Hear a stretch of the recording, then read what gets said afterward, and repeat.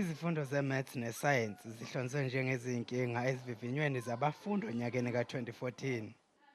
Abafundi bakwaZulu-Natal ibona banezinga eliphansi lokuphumelela kamatikuletsheni kuMaths nakuScience. Omunye wabahlaziyi uthi-ke inkinga ikothisha abangacijiwe ngendlela ukufundisa lezi zifundo. The curriculum isn't the issue. The issue is with the quality of our teachers and making sure that they improve. If we don't get our teachers right, we're not going to get anything right. Ucwaningo olwenziwa ngoJulayi lukhombisa ukuthi inkinga enkulu impela. Bangaphezu kuka-250 othisha ababhala iphepha likamatikuletsheni leMaths, kanti baphasa ngo-57 wamaphesenti nje kuphela. Isikhungo esiyimele semfundo ephakeme iSense sikholwa ukuthi inkinga iqala emazingeni aphansi.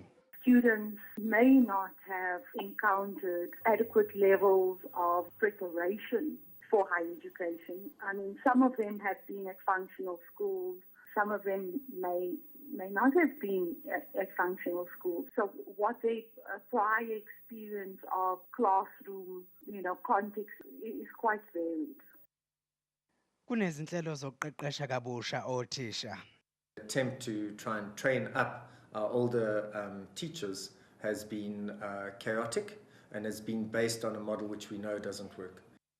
Njalo ngonyaka umnyango wezemfundo kwaZulu-Natal usebenzisa iSense ukuqeqesha amakhulukhulu alabo abafundela ubuthishela.